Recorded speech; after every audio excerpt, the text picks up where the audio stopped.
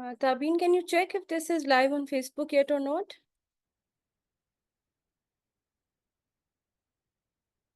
Yeah, sure, miss. Let me just check that.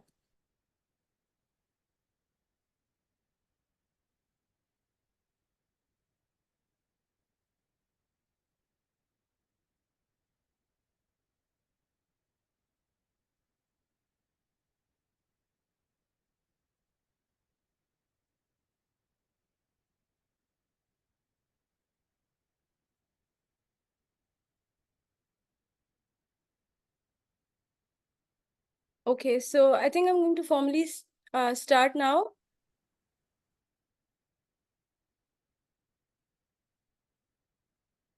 Tabeen, are we good to go? Sorry, miss, just give me 2 minutes. I'll Okay. check it for you. All right.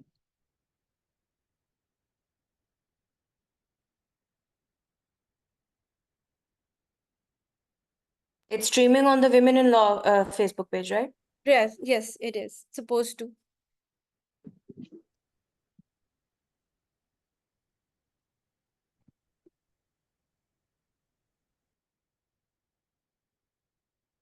Thank you so much for that response, Mohammed. So with that, I'm going to formally start the session. Thank you so much, everyone, for joining us on a Thursday evening.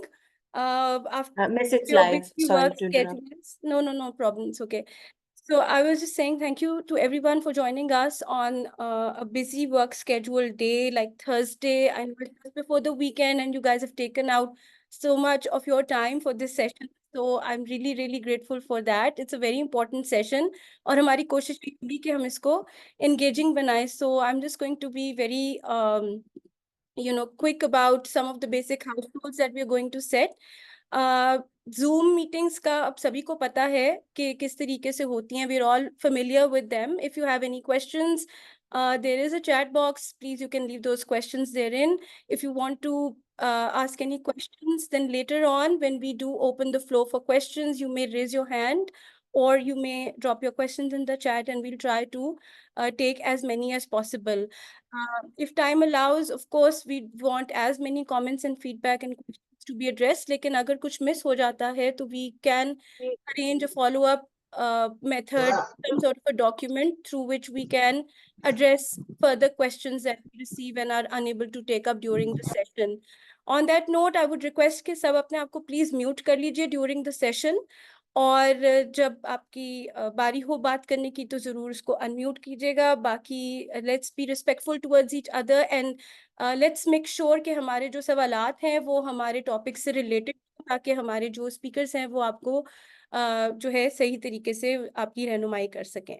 On that note I like to welcome our 4 panelist today and I love for them to briefly introduce themselves. They already know what they have to say, so I'm going to quickly jump to Hanya first, starting from you. Assalamu alaikum. Thank you, Nida.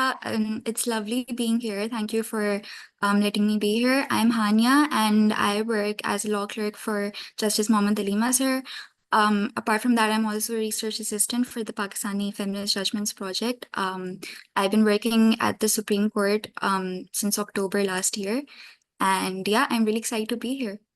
So where do you come from? Like, which city did you apply for the clerkship? I'm from Karachi. Oh, And yeah, it's a very interesting fact because not a lot of people from Karachi are, on the clerkship like previously, but this year there were a lot of people from Karachi coming in. So that's, that was a nice change. Chalo, I'm interested because we have received a lot of questions on how people can relocate to Islamabad and what does that look like. So I think maybe, you guys can help with that also later on when we discuss these questions. Moving on to Bilqis, your introduction, please, for everyone. Assalamu alaikum, everyone. My name is Bilqis and I'm a law clerk to Justice Yahya Afridi. And I've also served as a research fellow at Lams Law Journal. And I'm basically from Quetta, but I've lived all my life in Punjab. I graduated from Lams in 2022. After that, I worked in the field of corporate law for a year and a half. And now I'm working as a law clerk. Welcome. Thank you so much for taking time out. So that's a lot of diversity. We already have 2 separate provinces covered and being represented by the 2 of you.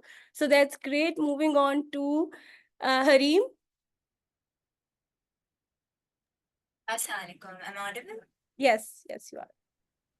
Okay. Firstly, thank you, Nida, for arranging this. I think this is genuinely like a spectacular opportunity for all those people who are interested in this process to really, get all the information possible and to ensure that if they have any queries, even at this point in time, and though there isn't a lot of time left, but it's a great opportunity to, sort of resolve those queries and get any clarifications. So thank you for hosting this and for, running this so smoothly.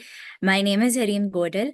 I am a law clerk at the Supreme Court of Pakistan to Justice Munib Akhtar. I am also a coordinator of the Law Clerkship Committee for this year, which includes the round of applications which will be coming in, by the end of this month. So I graduated from LUMS as well with a degree in BA LLB in June 2023. So it's been approximately a year since I graduated, and I think so there are 2 options or not 2, a variety of options that people take up when they want to apply.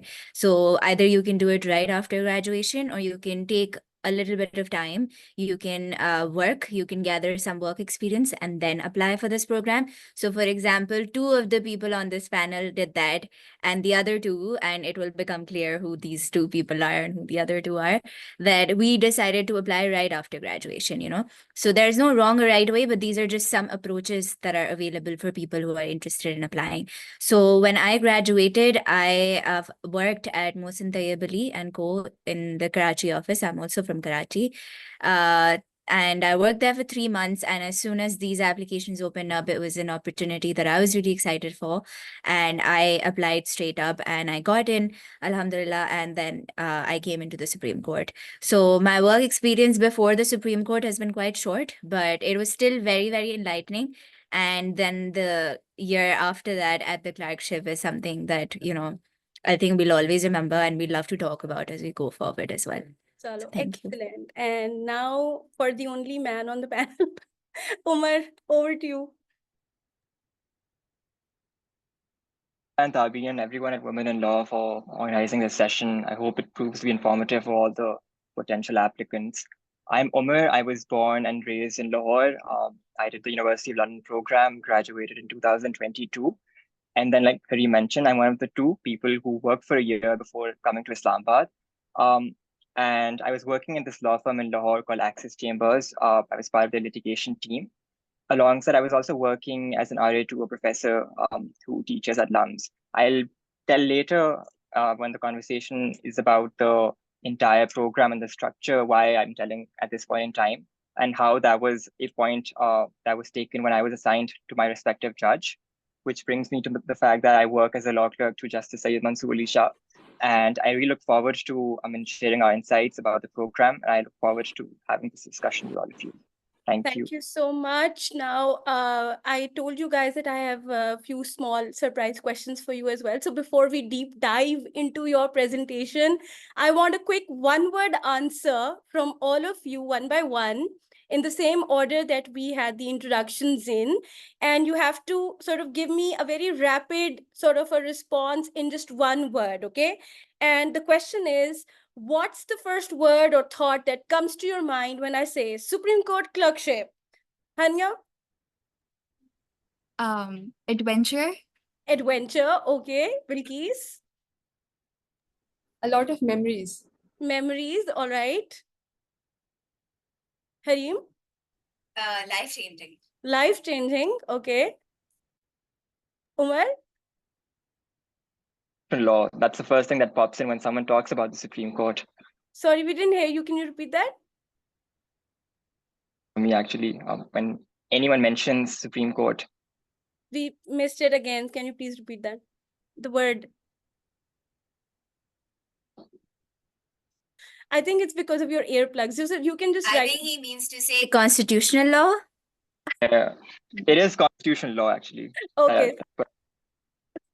I guess because of the kind of cases that have been coming in the Supreme Court lately. But so, okay, constitutional law, adventure, memories, and life-changing. Those are some pretty cool and very diverse responses. And I'm sure that, you know, when we talk about your journey, all of these thoughts and feelings and, you know, words that you associate with the program will be reflected in your journeys.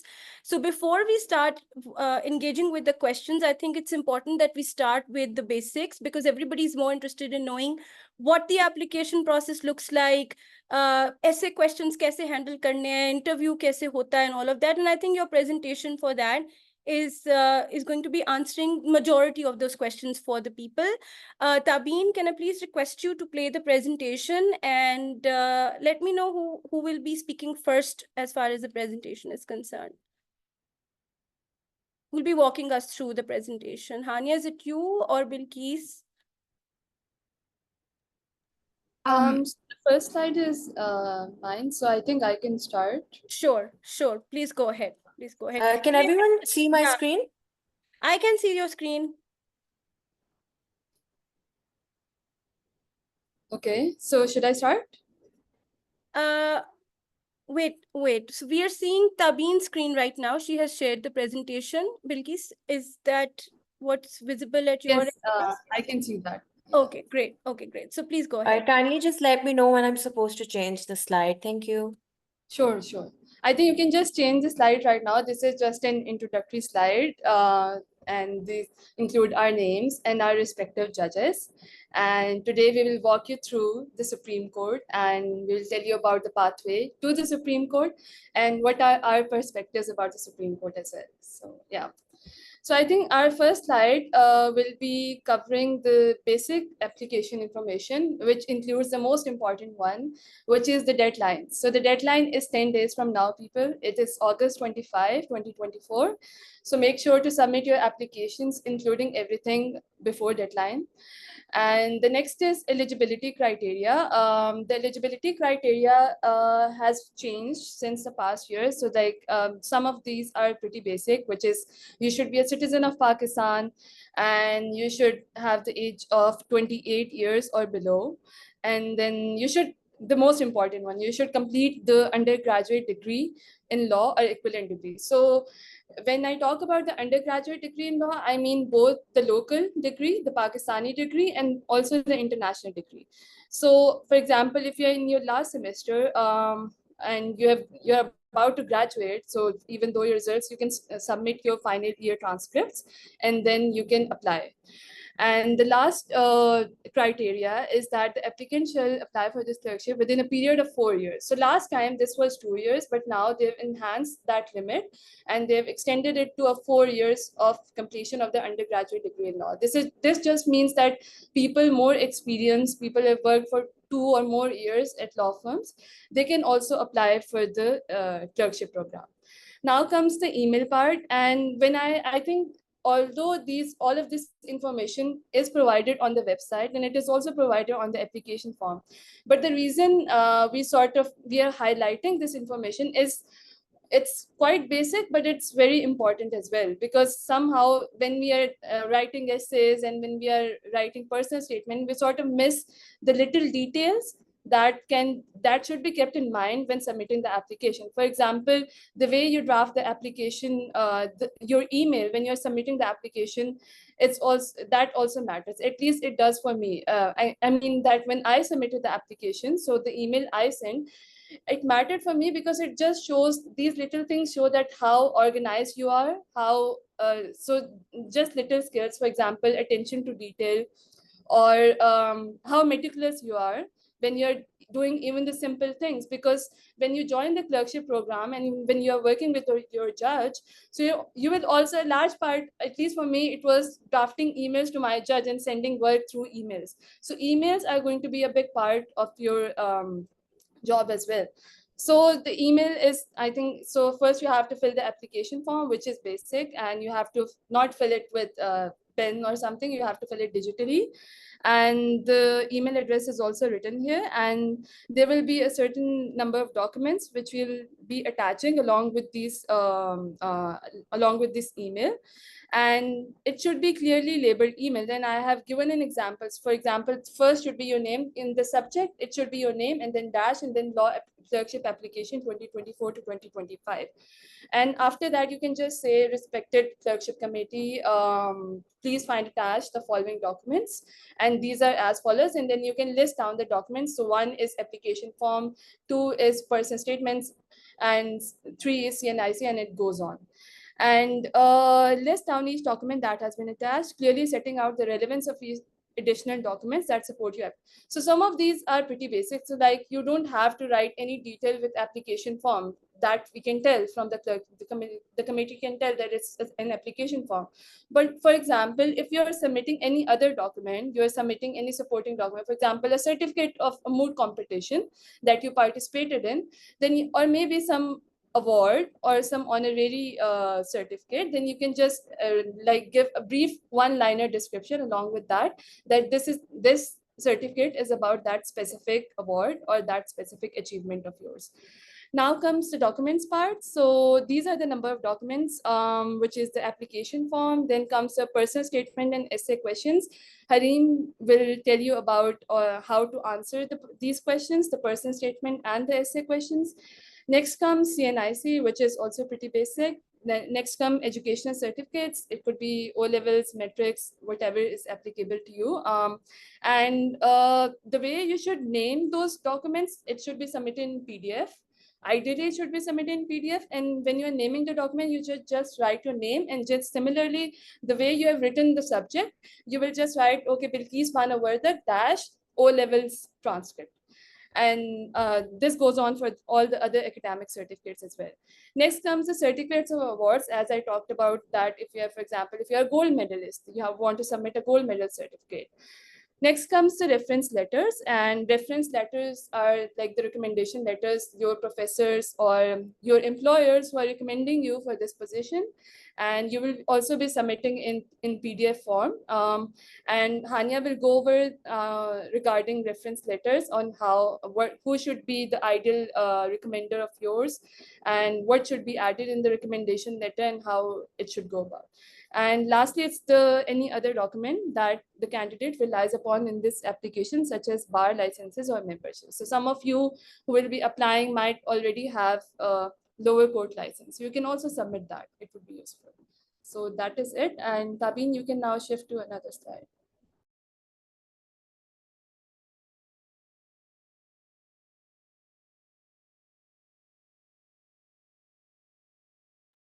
Okay, so I will talk on this.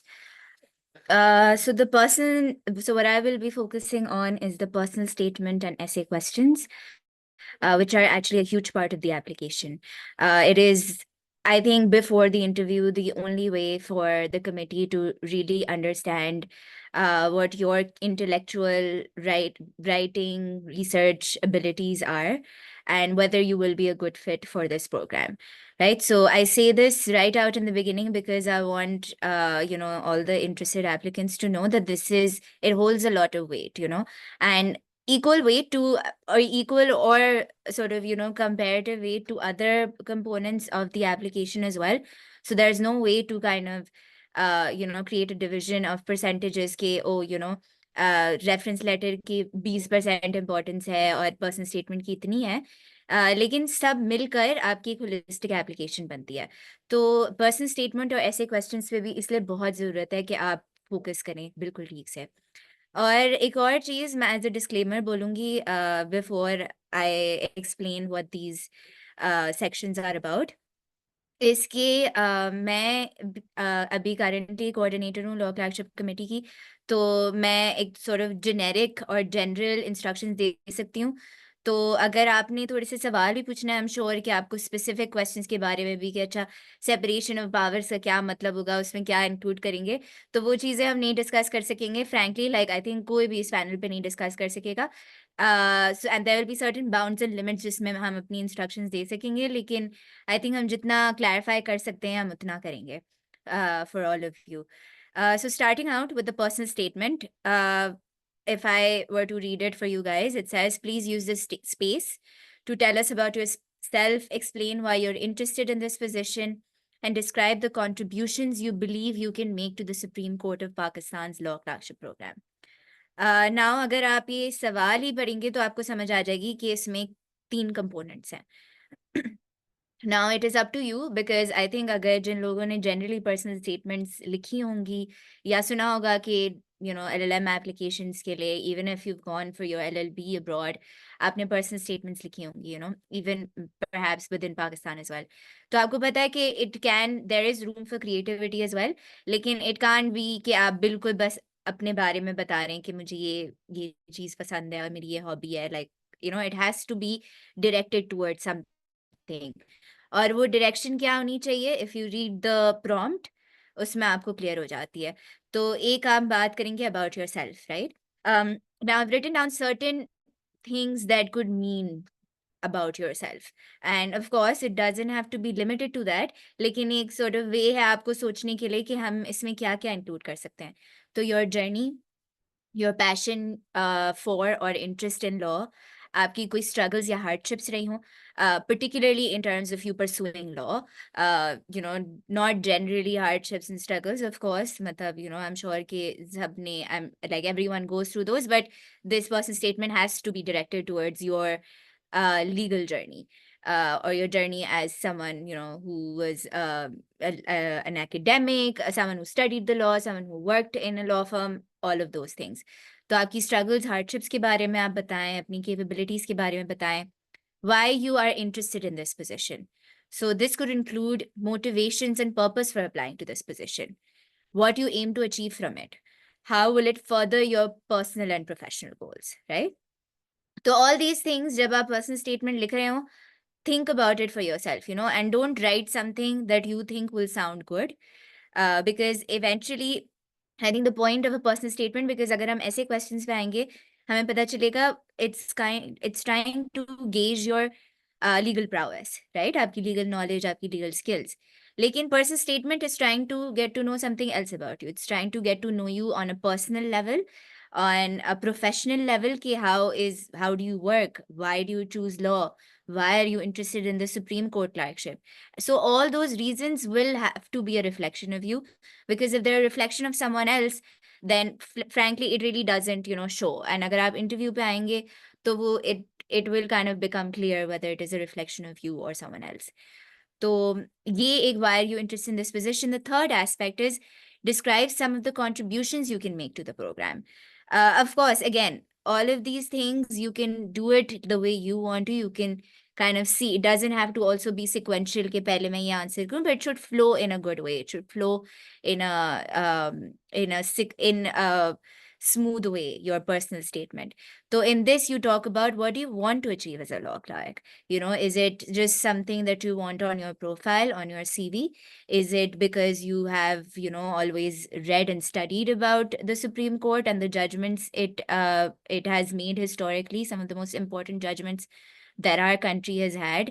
Do you view yourself as a certain kind of candidate? Will you bring in a certain perspective?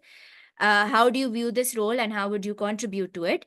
And what is your vision for this program, right? So all these things, like I think I've repeated many times now, are very personal, so there is no straightforward standard answer for these questions. It has to be something that you have thought about and that you then kind of write to showcase it in the best way possible, and I think I'll say this one thing, and that is applicable to both personal statement and essay questions, is ensure that your first draft is not the one that you're submitting, तो हमें लग रहा होगा कि नहीं, personal statement है, इसमें इंसान क्या ही इतना गलत लिख सकता है, बट अगर उसको आप हमेशा बेहतर लिख सकते हैं, तो ठीक है, सबकी एक स्टैंडर्ड जर्नी है, हमें समझ आ जाएगी, लेकिन उसको आप किस तरह दिखाते हैं, उस पर आप किस तरह, उसके बारे में आप किस तरह बात करते हैं, उसको आप किस तरह डिस्क्राइब करते हैं, what is your vision? If it's something that is unique, that other 700 applicants have not written about, then of course it will play a role, तो ये सब चीजें आपको सोचनी पड़ेंगी. Taveen, can you move to the next slide?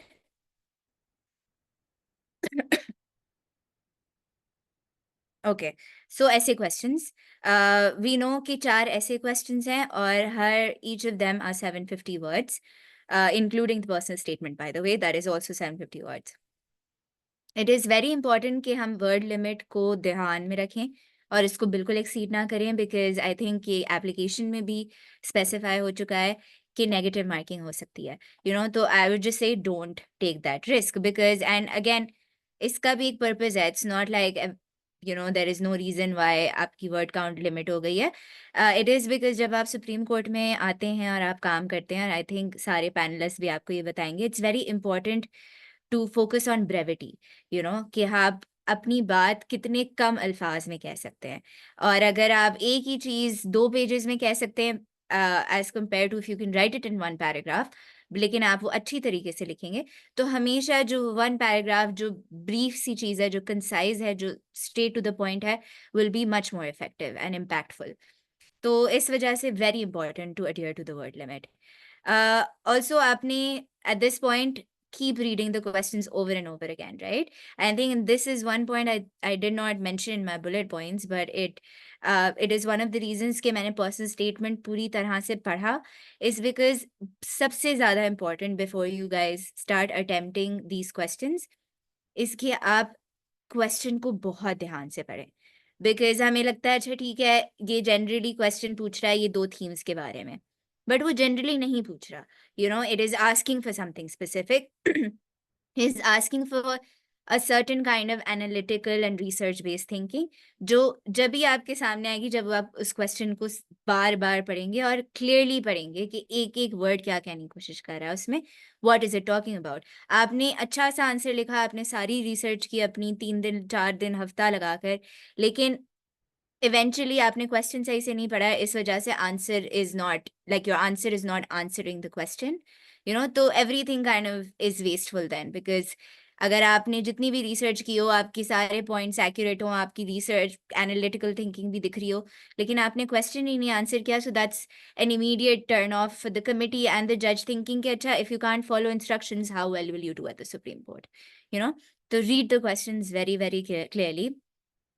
So these are analytical and research based questions, तो इसमें extensive studying और thorough research की ज़रूरत है, you know. तो ये ऐसे questions नहीं है जो एक दिन में बैठ के आप लिख लेंगे, अगर आप लिख भी लेंगे तो उसकी quality नहीं अच्छी होगी, because these are extensive questions, these are questions जिस पे you know there is case law, there has been commentary, there have been academic debates and discussions, you know. So imagine that it can't, if it was so easy then it wouldn't take so much, you know, it wouldn't be such a talked about question of law, it wouldn't be so debated. Again, it doesn't mean कि आपने A to Z आपने उस चीज के बारे में सब कुछ पता होना चाहिए, but do it as much as possible. जितना आप रिसर्च कर सकते हो, जितना आप थरो हो सकते हो, आपको उसमें it will only benefit you.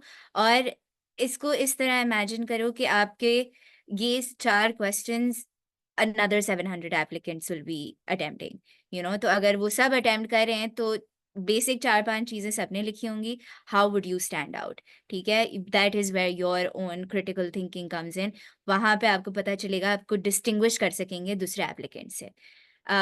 उसके बाद some questions ask for your opinion, so make sure कि आप you use your critical thinking and questioning skills and answer this question in the form of your opinion which is backed with research, you know.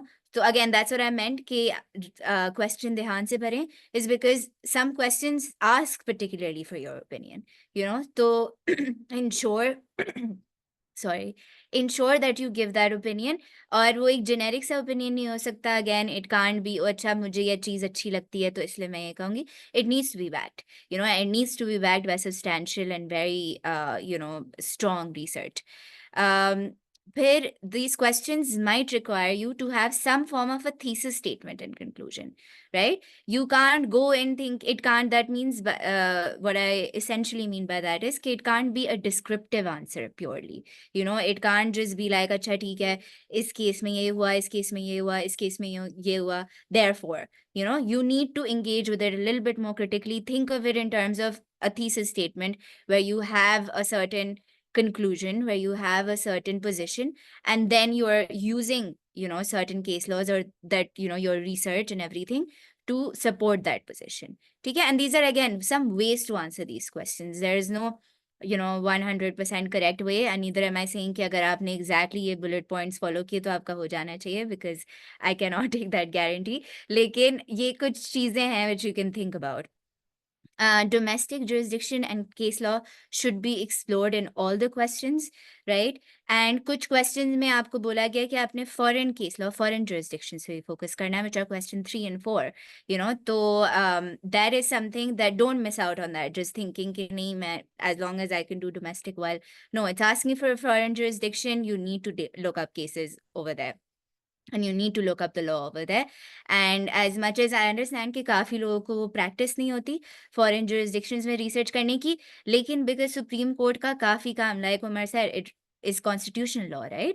So a large part of it will be researching on foreign jurisdictions. So इसलिए अगर अभी तक नहीं किया तो familiarize yourself with it now and do it for these application questions, because that is something that you will be judged on, including everything else. Or start early, make a separate research draft, spend time drafting your answers and reviewing them, editing them, asking some people who are, legal experts to not, draft your answer or to, give you pointers. But if you want, maybe review it and see, okay, does this make sense? Is this, working well? Is this flowing well? Is this reading well?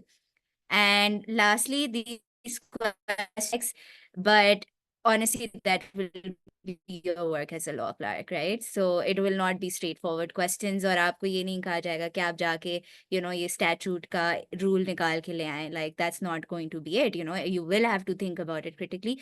So the earlier you start, the better. And I think हमने पहले कुछ sessions किए थे और उसमें उमर एक analogy देता था, which I really liked, and I decided to kind of, adopt that. Is that take these essay questions as your first assignment as a law clerk, तो go into it thinking कि अच्छा ठीक है, ये मुझे पहला assignment मिला है और ये आपकी judge ने आपसे मांगा है, तो you have to ensure it's the best quality. You have to ensure कि आपने, you have focused on all, all the details. Like Bilkis said, attention to detail is very important. तो वो सब चीजें आपने, you have to present as excellent an answer as possible, because this is a Supreme Court judge you're presenting it to. So take it as that, and I hope, and I'm sure that all of you will do great. I think, Taveen, you can move to the next slide now.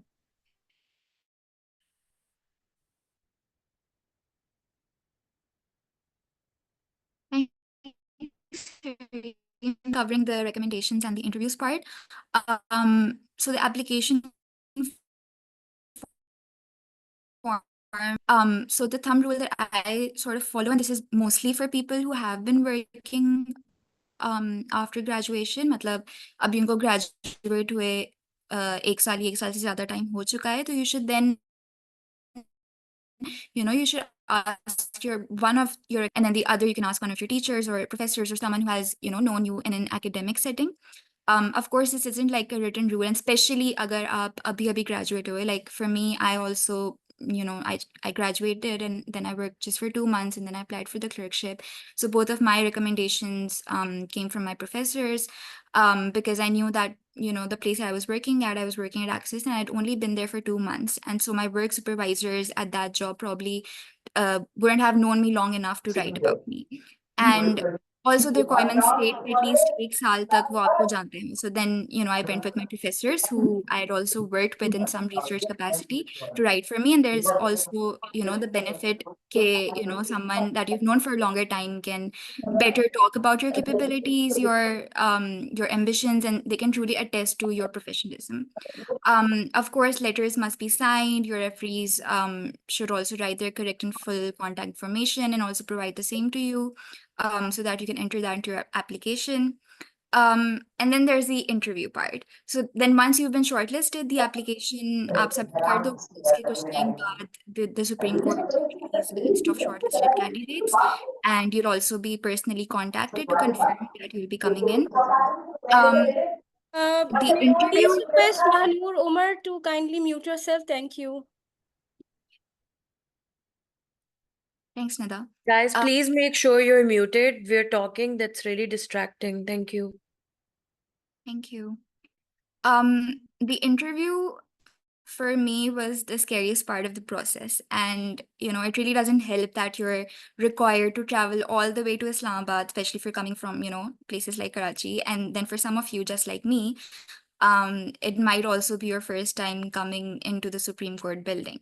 So, I won't lie, it was definitely a little daunting. And then you'll also be interviewed by two sitting judges of the court who are on the clerkship committee for that time. And that can be a little, daunting. But as far as I know, no two interviews were the same, and almost everyone I knew who came from the interview, including myself, they'd be completely dissatisfied with, how the interview went. And, like I remember talking to my friends after the interview, and we were all like, oh, like, mera to nahi hone wala. So, and that's what I thought as well, because for me personally, the interview went terrible, because at the end of the interview, I was like, nahi, like, because I realized that the entire interview process, it was, like a real test of the nerves. And I was personally asked a lot of legal questions, like based on the CRPC, the CPC, a bit from the Constitution. And obviously, because I was a recent graduate, I did not know the correct answers to all of those questions. And I honestly don't think that they expect you to know all the answers. I think what they really look for is how you take those questions more than what your answer is. कि मतलब आप, कितना calmly और कितना confidently उसको tackle करते हैं. So I was personally asked a lot of legal questions, but I also know people who were asked a lot of personal questions, like, about their families, their hobbies, things like that. And sometimes those kind of questions can also equally take you by surprise, because, like I was like personally preparing, all those legal questions. Like I was going through like all the recent Supreme Court judgments and all of that. And for someone to be preparing, like, on that tangent, and then coming in and then being asked those kind of questions, it can, take you by surprise. But at the end of the day, you can expect any and all kind of questions. And the best preparation, in my opinion, for that is to, obviously do your research, read up on recent Supreme Court judgments, go through all the major codes, the Constitution, be well informed and well prepared. But also make sure that you go in there with a clear and confident mind, and that you know that it's okay if you don't know the answers to everything. As long as you're confident in whatever you answer, I think that you're good to go. So yeah, that's all from my side. And I think we're open for FAQs now. Okay, so Umar didn't have a slide. I want to add actually a few things that my colleagues mentioned, like just to wrap up this conversation before we go into FAQs. पहली चीज़ है कि जो application की जब बात होती है, yes, the content does matter, but it's also the way you structure your application, right? So sometimes, like I also tell this to a lot of people, that when you're sending your application, because there's a lot of documentation involved, तो अगर आप index एक बना लें, like a separate document, जिसमें आप सारा list कर लें कि आपकी application की numbering क्या है, and uska order kya hai, ताकि when the committee is checking these applications, so it's obviously like they're more convenience, and obviously it saves their time, because the entire job is to save other person's time. So अच्छा है कि अगर आप पहले से इसको भेजते हैं, it gives a good impression that सारा कुछ बहुत well informed तरीके से हुआ है. जहाँ तक reference letters की बात है, a lot of people reach out asking that, does the designation matter? जैसे हम अंदर से लिखवा रहे हैं लेटर, क्या उनका एक बहुत सीनियर टाइटल होना ज़रूरी है? Yeah, it should be a chief justice, it should be like, somebody in the higher power ups. So it's never the designation that matters with the reference letter. हमेशा content matter करता है, right? Even if you get like a recommendation letter from maybe a sitting chief justice, जो सिर्फ ये लिख रहे हैं कि person X is good at work and they're good at research, something very generic, that won't stand out for you, right? So you have to establish that personal relationship from that reference letter, telling exactly that the candidate has worked on these things with me, and there's a sort of personal relationship involved, right? Because the committee will look into the content, not the designation, right? And thirdly, with respect to, because you're getting a chance to interact with two sitting judges of the Supreme Court, it's always great to have some questions for the committee as well, right? For example, whoever gets done with the interview, have at least like 1 or 2 questions for the committee. And when I say questions, not something very basic कि Supreme Court खुलता कब है, या Supreme Court की छुट्टियां कब होती हैं, या हमारी पे कितनी होएगी. all these details will be, I mean, they're available on the website, they're available on the application form, right? You can talk about their recent jurisprudence. Maybe you're interested in knowing about what particular aspect of the judgment that, they wrote and what was the reasoning behind that, what convinced them to write that particular part, right? So जब भी interview में जो भी जाता है वो एक अच्छे सवाल बना के जाए for the committee as well, because that shows some way of judges as well that the candidate is interested in knowing more about the court as well, and they've read about our work, and judges like that when you're quoting their judgments. I mean, anyone who's done some work, if you're going to mention that, they will like it. So whenever you're going for the interview, have some questions ready for the committee. Thank you so much, Umar. I think that's very important, and I want to thank all the other speakers also. इतनी आप लोगों की insightful presentation थी.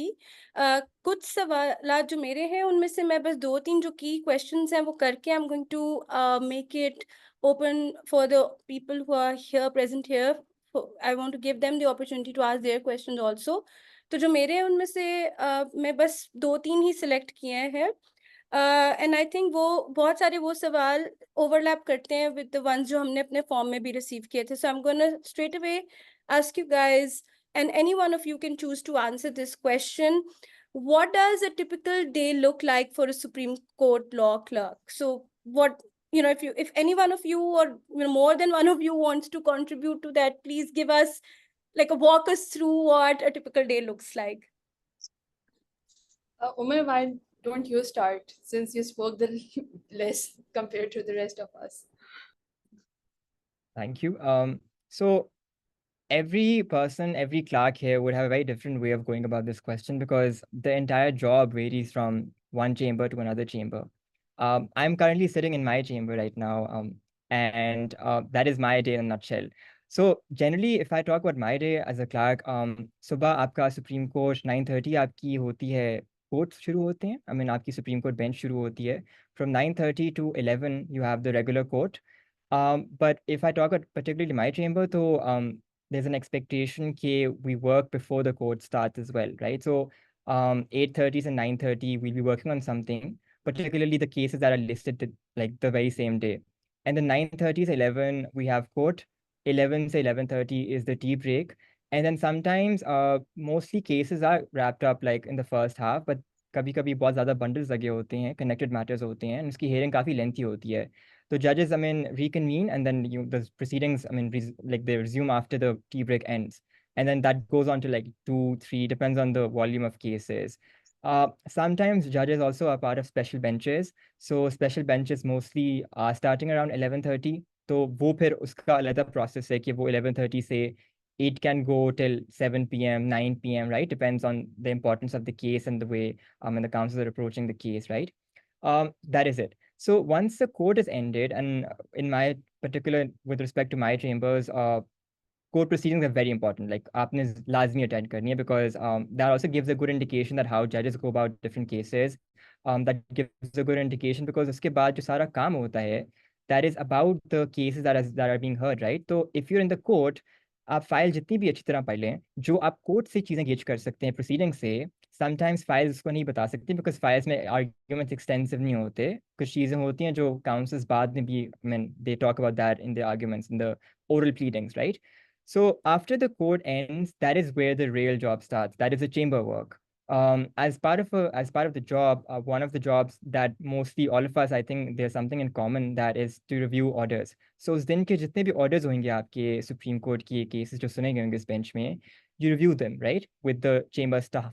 And the chamber staff is the backbone of the entire chamber. You cannot function without them, because they've been working with particular judges, for so many years actually, and they know the ins and outs, right? So you assist them and आप orders review करते हो. उसके बाद हो सकता है कि उस दिन में particularly कोई cases mark हुए हों for judgments, right? Some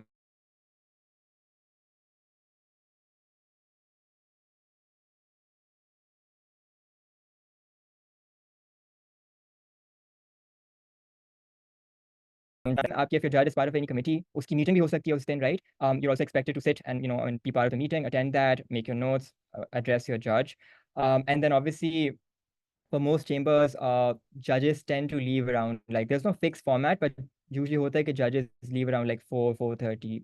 But again, depends on the volume. Sometimes judges chale bhi jate hain. You're still working because there's some urgent deadline, right? They want like the first draft, or they want the first draft of the judgment or the research note by like, midnight or by like 7 p.m., right? So you have to make sure that, wo sara kuch time pe ho raha hai, because one of the major part of the job is to get everything done in timely manner, right? You can't delay things, because even ho sakta hai judge na पूछें आपसे particular चीज के बारे में, but it's very like it's a more responsibility and a part of your job to send everything, in a very timely manner, because judges like that, receptive of that, and उनकी पूछे बगैर अगर आप चीजें भेज रहे हैं, that's a good signal that you're doing everything on time. So generally that is the case. For some judges, they work on Saturdays as well. So it's mostly 6 days a week. And then for some judges, they work 5 days a week. So ये भी very करता है. And then timings भी अगर आप पूछें, हम सबके बहुत मुख्तलिफ timings हैं, सबका schedule बहुत मुख्तलिफ है.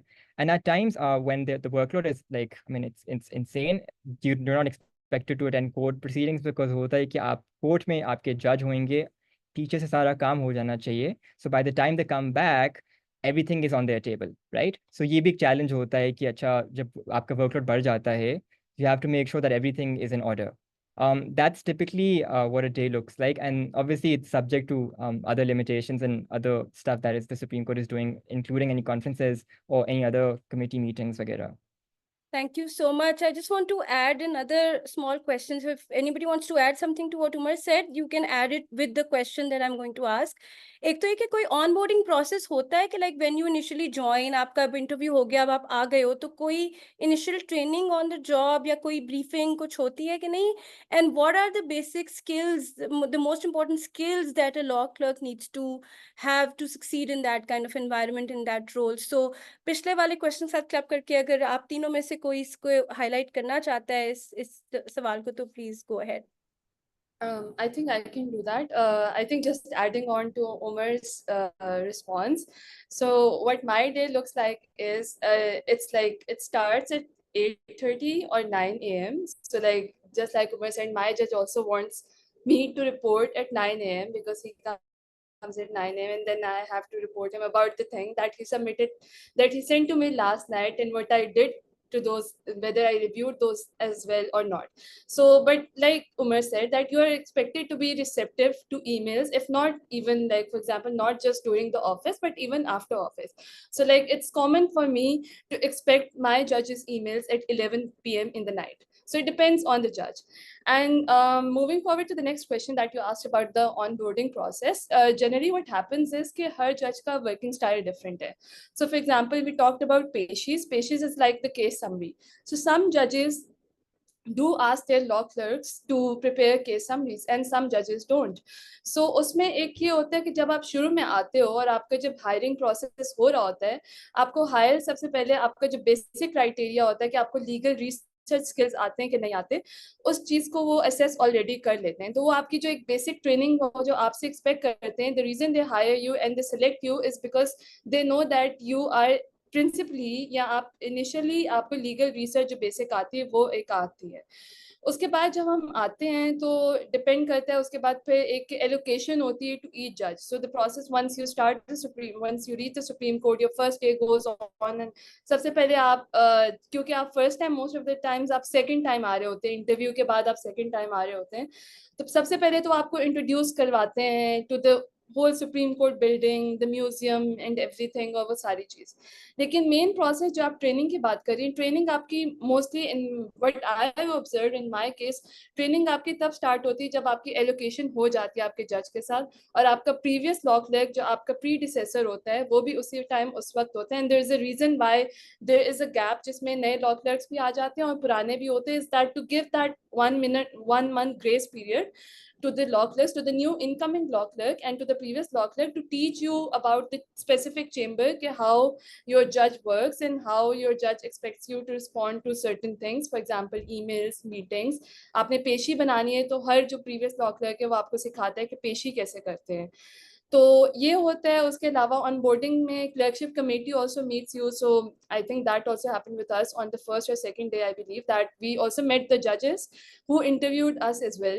So if there are other judges who also wants to meet the new law clerks, that also happens. They just want to make them feel welcome. And what was your second question? Other than the About the onboarding key skills that you need to succeed in this role. I think for the key skill is firstly, I think first and the foremost, which is linked to your job, जो कि आप दिन में करेंगे, is the legal research.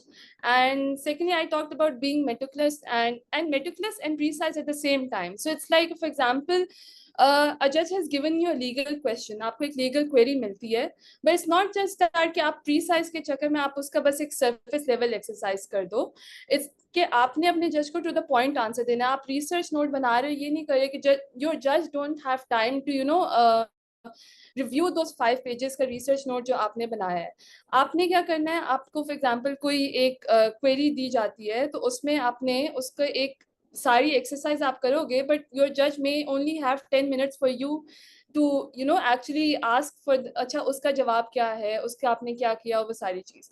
So being precise, I think that also helps a lot, and being meticulous helps a lot. Discipline is really helpful, I feel like, because for every legal job, I think even at a law firm, you're disciplined to wake up early, get up at 8:30 or 7 a.m. and then go for work at 9 a.m. for example. And it looks bad, for example, if your judge is if your judge reaches at 9 a.m. and you are reaching at 9:15 a.m. and your judge is expecting you at 9 a.m. कि अच्छा चले वो बुला लेते हैं, तो आप नहीं है, तो it just looks bad. तो एक discipline आपकी life में बहुत ज़रूरी है. I think these are just basic. And legal research is that ability to research case law, which whether it is on Pakistan law side, whether it is international case law as well. So that as well.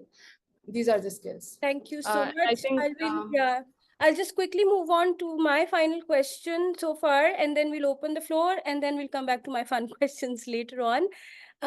So this is more about relocating to Islamabad, and I mean those who come from different cities maybe can walk us through that process as to how do you where do you live, how do you make those arrangements, how do you have to manage all of that. So I mean, I know it's a little bit off topic from the clerkship itself, but because it's such an integral part of the program and you really need to figure it out in order to practically be part of the program. So it's something that, a lot of people were asking about as well. So if whoever wants to answer it, please go ahead. And I also think answer it from the gender lens. So if the women are answering it, please keep the women's safety aspect in mind also, and explain how you kind of address those aspects, because their parents back home and you're moving cities, and I don't know how, people might have questions at home as well as to how you're going to go on. So if you can just include the gender aspect in it as well. Yeah. I think for me, Bilkis and Harim, the parental aspect of it wasn't that because of the fact that we've already spent 5 years at LUMS away from home. So, we were sort of used to, and our parents were also sort of used to us being away from home a lot. So वो इस तरह से हमने इतना face नहीं किया, but it was very, because we were informed, I think we were given a week or 2 weeks to move to a completely new city and to figure out our living arrangements and everything. And I think one thing that I think really, really helped me is the fact that I जब जैसी list out हुई थी, I contacted the 2 people that I knew from my batch who had also been selected, and I was like, please, I cannot do this alone. And it's so important, because you think you can do this alone, but you cannot. It's a very, very hard and daunting process to move to a new city and to figure out, LUMS भी बहुत मुश्किल था, but LUMS में ये होता था कि it was a hostel, it was all हर चीज बहुत ही आसपास होती थी, and obviously you had the security of being in a university, but then moving to a new place, paying rent and all those big words that you're dealing with suddenly, it's all very, very scary. So I think it really, really helped me to have people that I knew, and even though I did not really know those people, उस तरह से हम लोग batchmates थे, we weren't friends, and then the friendship part happened later on, but just it really helps to just get to know the people that you've been selected with and just reach out to them and be like, I can't do this alone, I need you to be with me, and like I need you to figure this out with me. And even as a woman, I think that really helped to have that sort of like, knowing that there is someone who's going through it with you. Thank you. Hareem, we'd like your input on this also. Yeah, absolutely agree with everything Hania said. And I think we were one of those three people who were instantly like, we latched onto each other and we were like, we have to live together and we have to kind of, go through this process together. So I think मैं इस बात से बहुत agree करूंगी हानिया की कि आपको you need people, to go through this process. But I'll start from the beginning. तो आपका, for example, आपका आ जाता है, आपका लिस्ट पे नाम आ गया है, आप सिलेक्ट हो गए हैं. And it's very happy moment, you feel very excited. लेकिन फिर एक प्रोसेस शुरू होता है, यूर लाइक अच्छा अब मूव होना है, कहाँ पे मूव होना है, is there accommodation that is provided, is there transportation, all of these things. तो starting out में I'll just say कि there isn't any accommodation that is provided. It's written in the application form and the press release as well कि आपको कोई accommodation नहीं provide करता Supreme Court. तो it's that all of that, how you move and how you sort of get work, go to work, and how you handle the transportation and the accommodation is up to you. लेकिन I think एक चीज जो मैं बताऊंगी, and especially to the women, because I think जैसे आनिया ने कहा, हम तीनों we've lived in hostel 5 साल, तो वो थोड़ा प्रिपेयर कर दिया था पेरेंट्स को. लेकिन आई एम श्योर कि although women can relate कि it's still a very big thing to ask from your parents कि I want to move to a new city where आप हॉस्टल में नहीं रह रहे होगे, आप अपनी यूनिवर्सिटी में नहीं रह रहे होगे, आप कहीं नई जगह पे रह रहे होगे, एंड आप अकेले रह रहे होगे, सबसे बड़ी बात है, और आप अकेले ट्रैवल कर रहे होगे और अकेले आप हर चीज़ हैंडल कर रहे होगे. तो आई नो वहाँ पे पेरेंट्स का एक आ जाता है कि नहीं, किस तरह हो सकता है ये चीज़. तो उधर I want like all the women, and of course also the men, but I'm sure men can figure it out. Lekin for women especially, I think one thing I'd want you all to know is कि it happens through this collaborative process, right? तो हम जब यहाँ पे move हुए थे, तो हमने यही किया था, we reached out to जो भी हमारे, जैसे मैंने रीच आउट किया to all the girls who were on that list, और मैंने उनसे पूछा कि आप लोग किस तरह फिगर आउट कर रहे हैं, आप कहाँ पे देख रहे हैं अकोमोडेशन, कौन सी जगह सेफ है. बिकॉज फॉर एग्जाम्पल मैंने कभी इस्लामाबाद में, the last time I been in Islamabad was for 1 day, तो मुझे तो याद भी नहीं था कि ये सिटी किस तरह की है, तो you don't know which areas are safe, you don't know which areas are worth buying places in or renting out places in. तो ये सब चीज़ें आप पूछ के करते हो. तो asking each other when you come here, rest assured कि I think जिस तरह बिल्किस ने onboarding process का part किया, I think ये specifically design होता है ताकि old law clerks जब तक यहाँ पे हैं, new law clerks get inducted, and that is to help out with these issues, because everyone understands कि as a young person who's moving cities, especially as women who are moving cities, there can be a lot of problems and a lot of confusions, a lot of stress that can arise. तो इसलिए we will be here as well, we will connect everyone to wherever, if they want to reach out to a certain person regarding some apartments, regarding some, there are some people here who've lived in hostels, female hostels, उनका आपको contact provide कर सकते हैं, आपको explain कर सकते हैं कि अच्छा नहीं, this is how much rent is, this is how much bills cost, this is what you should consider. There are certain bad choices that we might have made जब हम मूव हुए, तो हम आपको बताएंगे वो ना करें आप लोग, don't get very expensive houses because the bills are going to be insane and that will not be nice. तो ये सब चीज़ें we will be there to help you through. And so I think the only thing that you, and trust me, एक दफ़ा वो सब figure out हो जाता है ना, it takes 1 month for you to feel like अच्छा ठीक है, I'm here, I'm settled. But once that happens, it becomes pretty much routine, तो like for example, I genuinely think Islamabad उस तरह से is a much safer city. तो अगर आपके पेरेंट्स आपको कहते भी हैं कि नहीं तुम्हें नहीं जाना चाहिए, पता नहीं सिक्योरिटी सेफ्टी का क्या इशू है, bring up good defenses to, you know, argue with them and tell them, nahi, Islamabad is actually much safer. To give them examples of all of us, you know, is dafa law clerkship program is there are more women than there were men, you know, and I think we've all done pretty fine. We've all, you know, really had a great time and we've all learned a lot. So do not let go of this opportunity or, you know, get scared by this opportunity thinking कि ये बहुत moving process होगा और सब होगा, because there will be help given to you and there will be assistance provided to you. So Thank you so eventually much, that will all Vidya. work out. Umar, do you want to add any male perspective to this, or can we open the floor for our participants? I think that was my first experience moving away from home as well. But again, like I speak from a male privilege, right? A lot of issues that my colleagues faced, maybe I did not have to worry about that. So I mean, yeah, it's moving is hard, but obviously we will be there to assist you. I mean, we have a friend. So in our entire batch, it's the 12 of us, and 11 of us basically moved, like actually moved from different cities and provinces to Islamabad. So that one guy, our colleague and friend, he was there like throughout, you know, thick and thin, helping us find places to live. So I hope that we, you know, replicate the same for the new batch as well. Thank you so much. That's so sweet. You guys are so open with all your support. I'm now going to open the floor. So जो participants यहाँ मौजूद हैं, पहला मौका हम उन्हें देते हैं. You can raise your hand. Yes, Mahanur, please go ahead. Hi, Assalamualaikum. Firstly, I want to apologize for the disturbance earlier. I hate when people do that on calls. I can't believe I became one of them. It was a mistake.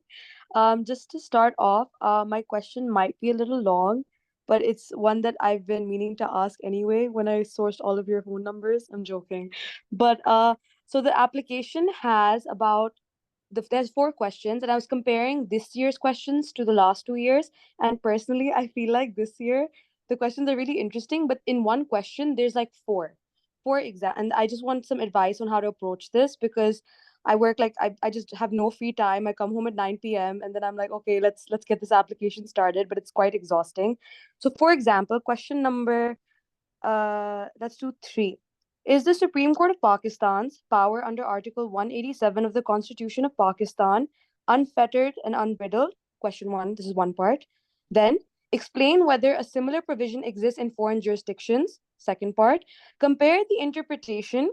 I compare the interpretation. Third part. And application of the set provisions with Pakistan's case. So I see like 2 main parts, 2 smaller parts of this question, which is all fine, but 750 words is a very small word limit. And then another similar question 4 maybe yahi hai ki, the approach of the Supreme Court to freedom of speech and media. Number 2, how does the court balance these rights? Number 3, compare Pakistan's approach with another foreign jurisdiction. So these are again 3 questions in one with 750 words. So I just want to know how you would approach a question like this with such a small word limit. Hello, thank you for that question. And I'm glad you are working on it and that you have been, you know, preparing for this question, for these questions. I don't think we can particularly help you out with how to answer the questions and sort of the content of it. But in terms of the word limit, what I'll tell you is that that's always when, so for example, when we were applying, it was around, you know, similarly like 750 to 500 words, and they're heavy questions. So I think that is the challenge of it, right? That you need to kind of figure out, and that will require, for example, for you to, that is why I repeated, like continuous editing and redrafting, because you'll have to, because the first draft you'll write will probably be 1500 words, because you're going to try to fit everything in, and then you'll kind of edit it and you'll realize, okay, this part is more important and this part is less important. So of course, like you talked about the 4 sub parts of a certain question, you also kind of need to understand the essence of that question is trying to ask you. So there will be perhaps some parts which require lesser explanation and which require lesser words because they're not the focus of your question. They are supplementary questions within that question, sub-questions, but they're not the focus, right? So you kind of need to see how that flows and how, for example, even if you see the foreign jurisdictions part, yes, you can kind of see that there are 2 separate parts in it, but essentially what it's trying to ask you, you kind of think about that, right? think about what that question is essentially trying to ask you.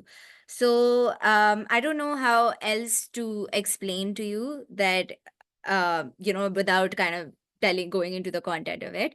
But all I can tell you is that I think with these kind of questions where you kind of realize, okay, there are many parts to it, that is where your structuring and your writing skills come in, right? So it doesn't, again, I don't think, realize that when we're asking for 750 words, we also know that you cannot cover everything in it, So it's not like we're trying to, make you do an impossible task. That is not the point of this. The point is that, there will be certain things that you might not be able to cover, but as long as you are showing the thoroughness of your research, your good writing abilities, your structuring, your, analytical thinking, as long as you're showcasing your skills through that answer, I think it should be more than enough.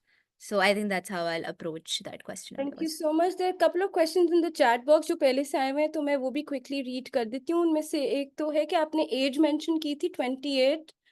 I don't think you wrote 28 or below. I think you wrote 28 and above, maybe. I don't know. But there's some confusion that people have because apparently the website or something mentioned age 30. So if you could clarify the age limit, that would be very helpful.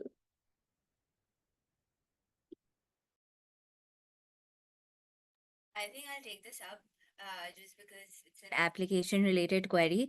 So I think someone has said, so it used to previously be the maximum age limit would be 30, right? But that's not applicable anymore. So now the max age till which you can apply is 28. So either you should be 28 years of age or below that, and only then will you be eligible to apply for this program. Okay, so that's interesting. Again, people are asking about what is the experience that is needed to apply for a program like this. So for example, would internships or anything like that help? Then there's another question about transcripts, whether they should be, whether along with their applications, they should submit individual transcripts of all semesters or not. And does it make a difference if we disagree with a landmark case, a case on constitutional interpretation, or it can be any case as far as we make a good argument while disagreeing? So these are the three main questions. In the chat box, you can open the chat box and answer whichever one you feel comfortable answering. Ume, I'll come back to you after these questions. Can I answer the first question about the experience required for this program? Sure. So a lot of times people ask that what is the required skill set, right, for this job? मैं उनको हमेशा ये कहता हूँ कि your preparation for the clerkship really starts in law school. You don't have to wait for the applications to open कि अच्छा एकदम से आपका research skill set आ जाएगा या एकदम से आपको बहुत meticulously लिखना आ जाएगा आंसर वगैरह. From the very first day of law school, that is where the real in preparation really starts, right? So for example, we often use this we've used this example in other webinars we've done for the program this year. So imagine like you have great grades, right? 90% of the people in the class have like great grades, like acha GP hai unka, ya phir they have a first or like a higher 2-1, right? And then 50 people out of that entire pool have like, 2 internship experiences as well, right? And then out of those 50 people, 30 people have like a publication. And 2 people out of this entire cohort have like 5 moot court competitions, even like 1 moot court competition, right? So with experience of you like branching out into not just academically, but also into other extracurricular activities, whether it's volunteer work, whether it's mooting, whether it's internship, whether you have some work experience, right? Or even if you've done something like a teaching assistant position or you've researched with some organization, all of this cumulatively comes into play when you submit your application, right? Because there's no definitive criteria कि committee उसी को select करेगी जिसका 4.0 आया है या फिर जिसने कोई moot court जीता है, right? If you're able to convince the committee through your personal statement, through your work experience, because जो आप skill set उन सारे experiences से gain करेंगे, that will be reflective in your application जब आप एक सवाल का जवाब लिख रहे होंगे, right? क्योंकि ऑब्वियसली आप जवाब भी लिख रहे होंगे उसमें आपकी सारी ब्रेविटी भी आ जाएगी, आपका वे ऑफ आंसरिंग क्वेश्चंस आ जाएगा, and obviously you learn all of this from your past work experience, right? It could be from your academics as well. But also, I want to stress more on the fact that, I mean, academics is something that's, I mean, there's a preconceived notion कि उसमें अच्छा करना ही करना है, but then people overlook the fact कि extracurriculars भी बहुत ज़रूरी हैं, right? Because the committee looks at the entire profile in a holistic manner, right? वो एक चीज़ पे precedence नहीं देते कि अच्छा GP अच्छा आया है, तो we have to give that person or candidate like extra marks for that. So आपकी पूरी profile देखी जाती है, and also the application itself. ठीक है, you were a great student, बहुत अच्छा आपने extracurriculars में perform किया है, but your application was very average, right? So I mean that could literally like ruin the entire chance, right? So make sure कि आपका previous experience तो है ही है, लेकिन आपने application में भी, I mean, you've done your best. You've literally, like Hari mentioned, you've taken that as a first assignment from your potential judge that you're going to be assigned to, right? So everything cumulatively comes into play when you're like submitting your application, your reference letters, the way you've crafted your personal statement, and just make sure that everything you write, you back that up, right? For example, अगर आप कोई moot court का experience share कर रहे हैं, so it'll be great if you can attest some documentation alongside, supplement that by sending Acha, you actually participated, because I'm sure the committee can reach out to your respective college or law school ki acha, this particular applicant ne ye kiya bhi hai ya nahi kiya hua, right? So everything, I mean, holistically taken into account, I think the committee really looks into like the entire thing is at play. One more small thing I want to add, and this is something a lot of people reach out asking ke grades agar bahut achhe hain ya phir you need a first, or you want a 4.0 GPA that will automatically place you in a higher position for this entire program. That's not true.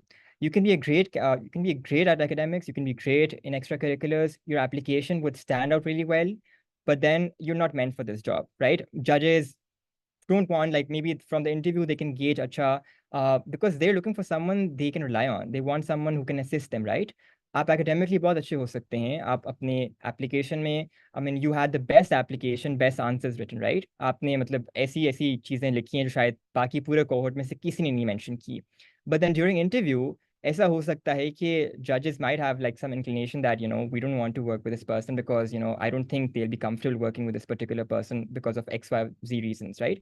So everything comes into play when you're applying for this program. And it's okay. I mean, this is not the end of the world. अगर ये आपका program नहीं भी होता, I mean, the entire exercise you do in completing the application, आप उससे बहुत कुछ सीख सकते हैं. I mean, जो इस साल 4 सवाल आपके आए हुए हैं, even if you do like a good research, that can like give you so much information about the way the Supreme Court is currently functioning and the way the recent jurisprudence is emerging out of this court, right? So take that as an opportunity. Thank you so much. We can come back to those questions because we have a lot of people who've raised their hands. Umme, we'll first take your question. Thank you so much, Nida, for organizing it. And thank you so much for the speakers for guiding us through it. I hope I'm audible, right? Okay, so my question is, while analyzing the essays, would you recommend that we connect our analysis with the ongoing proceedings or a recent order passed by the Supreme Court that has a huge constitutional and political impact, or it will go against the principle that one should not comment on the ongoing proceedings?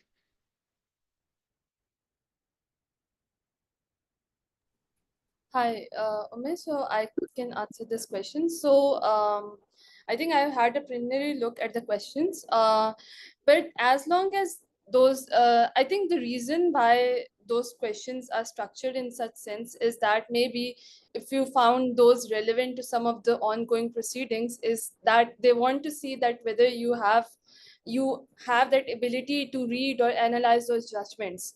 So I think as long as you feel that those proceedings going on, they're relevant to the question at hand, then feel free to add those in the responses. And regarding the thing that you mentioned that, you should not question about the proceedings. See, the question, when you join as a law clerk, you will be assisting your judge, and by assisting I mean you will be assisting your judge in such a manner that there are types of interpretation of law, and obviously you will be exposed to different interpretation of law. Each judge might have a different interpretation of law, so it's okay. Actually, I think it's kind of reflective of your academic or legal prowess, as well as Harim mentioned, that you should be able to interpret the law. And if you have something that you want to comment on the recent proceedings or on the cases that are going on recently, then I think you should add those in your response. Thank you Okay. so much. Can I add Sure, sure. a Yes, you point can. to that? So I think like Bilkis said, I don't think there's any kind of restriction that you cannot talk about a certain case, or that you're not allowed to do it. I think if you can make that link, and if you think it's gonna make your answer stronger, so don't do it just because you want to show that you've been watching the live proceedings and you are, that you're interested in it. Do it because it will actually benefit your answer, because I think like someone asked before, the word limit is very short. So even if you're writing 200 words about something that is okay, we understand it's something that's been talked about recently, but doesn't really answer the question, then you're not, like, I would suggest to not put it in that question.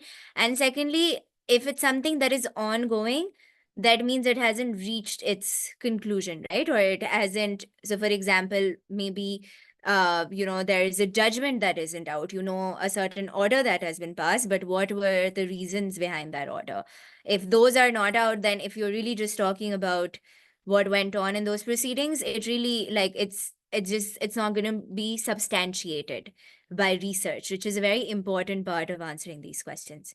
So I think consider all of that before you decide whether you want to talk about something that's ongoing. And if after answering all that, you still believe that it's something that's going to benefit your answer, then sure. Okay, very quickly, Harim, can you also take on the question जो transcript से related था, and whether you can disagree with the judgment and give reasons for it? वो जो chat में थे 2 सवाल. Sure.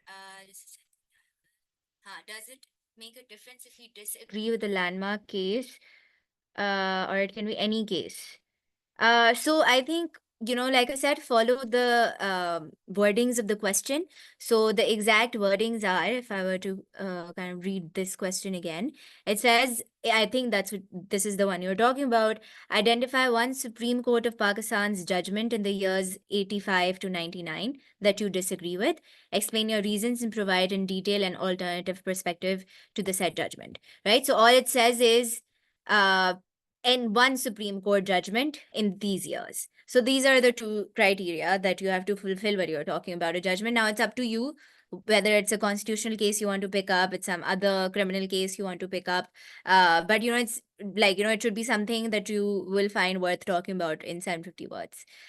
So that's what I can answer. And the second thing, is it okay if we apply with individual transcripts of all semesters? So yeah, this is one question that came up again and again, and a lot of people were asking this. So yeah, definitely, I think if you don't have all your your provisional transcript and your degree certificate, then there are 2 options that you have. And I think this is something people who are emailing us, we're also telling them.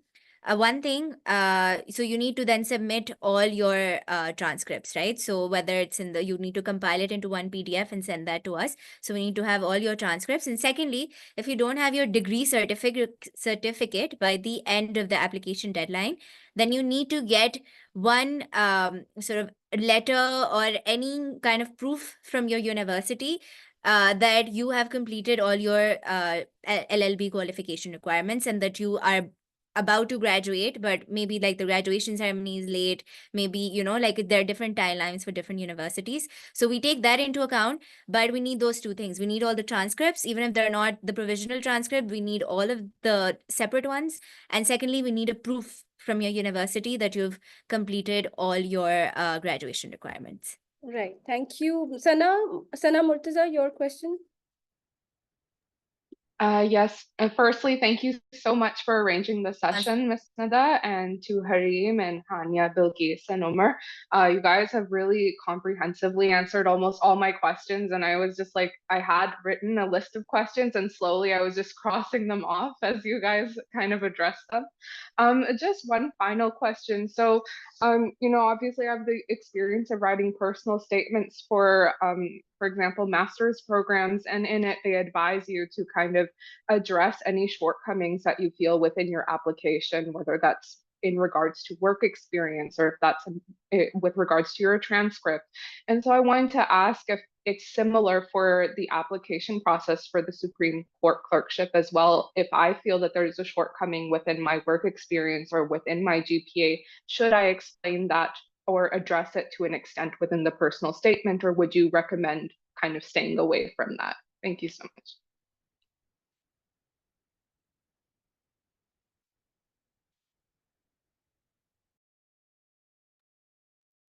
Should I address that?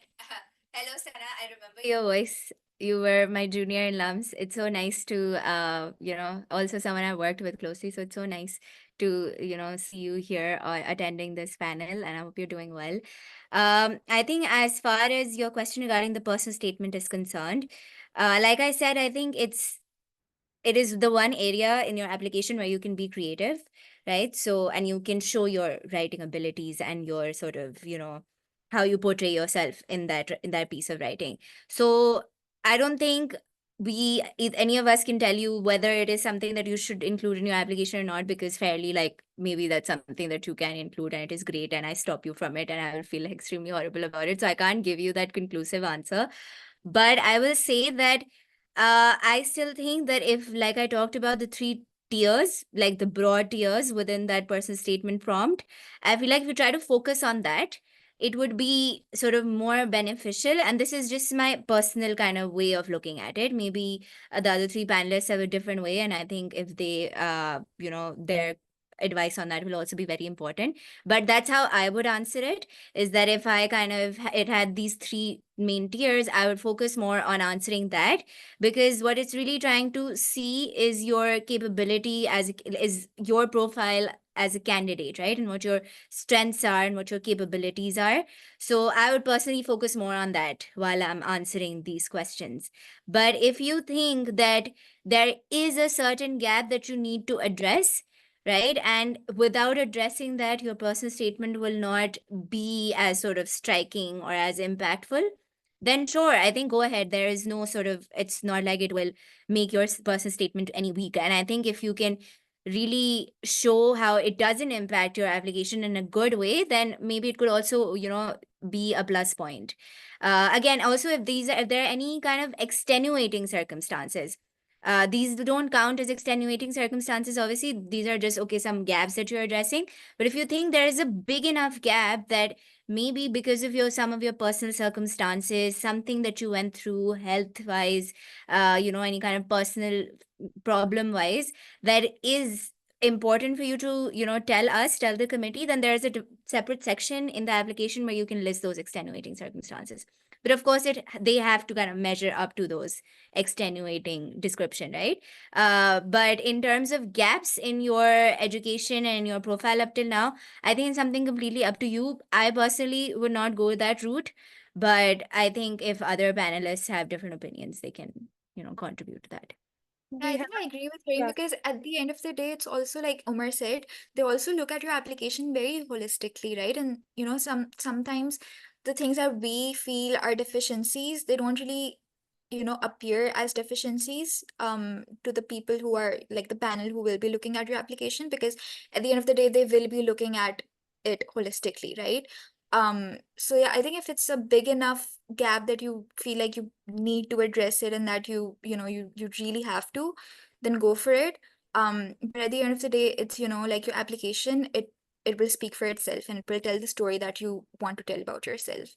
So yeah, I think the fact that the panel will look at it so holistically, and it won't really like, oh, the internship's nahi, so like, this is a cause of concern. I don't think they look at it that way. So yeah, like if it's a big enough deficiency, sure. But if it's just something that you feel is a deficiency, I feel like, you should just let your application speak for itself.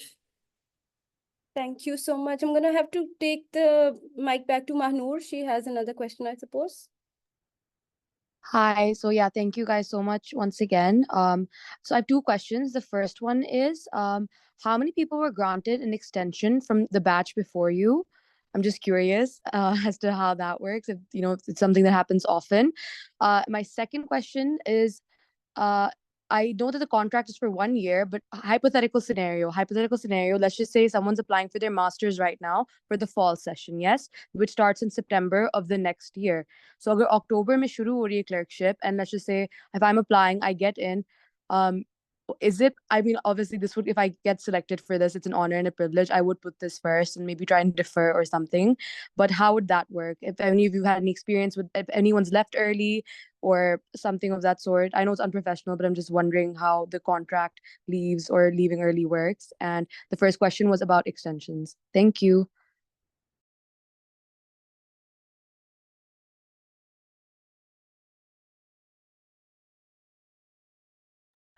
Hello, Manur. I think we can't really answer your question about extensions because that's something that firstly, like we're bound by our terms of confidentiality to not reveal that. So we can't really say how many people have applied for the extensions and how many. And frankly, that's still in the process. So we'll kind of, I think whoever gets selected will find out eventually. Okay, so these are the number of No, I people meant who- when you joined at, I'm not asking about Oh, you guys. okay. I meant when you Okay, joined the okay. Supreme Court, were there already people that were given extensions? I'm just wondering how common that is. Yeah. That's, So that's of what I course asked. Like that when you does joined, happen. kitne the? Th- I wouldn't ask the other one. Yeah. Okay. How many were they? I'm thinking about it now. I think there were 3 to 4 people who had an extension. So yeah, these were, and that from a batch of, and we were 12 people. So usme, I think, and then there were certain kind of overlaps that happened, that some people's contracts were ending a little late and ours were beginning a little early. So there were certain instances when 2 people worked for one judge together. So is tarah tha, it is common in the sense that it does happen, and if like in the application criteria that you must have read, it is a contract that is open to an extension, right? But there's a different criteria for how extensions work. But that is something that does happen, and that's an option that is available to law clerks. So that is a part of this. There's a question process. on citations and references in the chat box as to how important those are in the essay questions that you are answering. Do you also need to, because there's this concern for plagiarism, right? So they want to know, how do you cite and do you add references and how do you do that? I think I can answer that. So like it was pointed out very early in this entire conversation that whatever you're citing, whatever your opinion is, it has to be based on some legal source, right? Now that legal source could be the Constitution, it could be the statute, it could be some case law, it could be some academic opinion, right? So उसके लिए आपको cite करना पड़ेगा because आप खुद नहीं कह सकते कि मैंने चीज़ कही है, right? So I mean, one of the best ways to go about is to go about the scholar referencing. That's what I personally used when I was doing my application last year. But then one small tip that don't oversight as well. Just let the committee know कि अच्छा मैंने दुनिया जहान का सारा jurisprudence अपने application में लिख दिया है, because the entire word limit, the citations are not included in the word limit, right? So don't use that opportunity to like just like fully like use that opportunity in the sense that आपकी पूरी application में citations है, right? So जहाँ citations आपको लगता है relevant हैं, for example, there's a case that you're relying on, or there's a landmark judgment that you're relying on, or some academic opinion that you want to bring their perspective into play, and you're like backing that up, तो वहाँ ज़रूर आप citations डालें, references डालें वगैरह. Some because of the word limit, another small tip would be कि if you're like relying on some judgment, तो instead of using the extract of the judgment, like अक्सर हम judgments में देखते हैं कि extracts होते हैं पुरानी judgments के precedents पर reliance होती है जहाँ, because that obviously takes a lot of word count as well. So अगर आप उसकी जगह आप सीधा उस case law को refer कर देते हैं in the citation, I think that would be really helpful, because you have to make sure that the answers you write are like precise, right? Because like this is something we're told, like brevity is the soul of wit. Precise बहुत ज़रूरी answers होना, तो जो precision है वो उसी तरह आएगा if you can cite those references, citations के अंदर वगैरह. Right, thank you. I have a very quick question now from anyone who wants to answer that.